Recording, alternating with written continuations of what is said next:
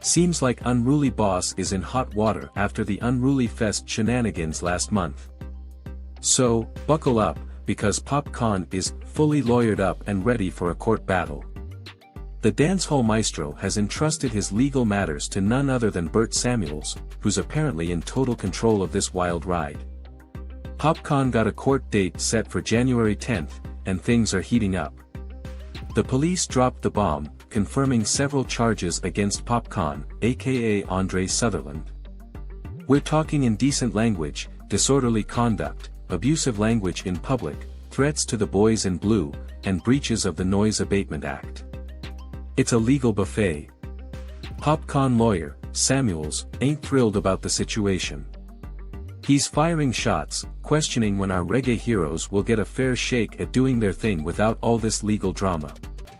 Samuels even hinted that elections might be the key to change. Now, let's dive into the juicy deets of what went down at Unruly Fest. Popcaan got all fired up on stage, hurling expletives at the police, who apparently pulled the plug on his show before the agreed time. Popcaan, along with his crew, dropped a few more beats before the curtain came crashing down, thanks to the lawmen. But hold up. Popcaan took to Instagram with what seemed like a signed agreement between him and the St. Thomas Police Division, stating the hours he paid for the event.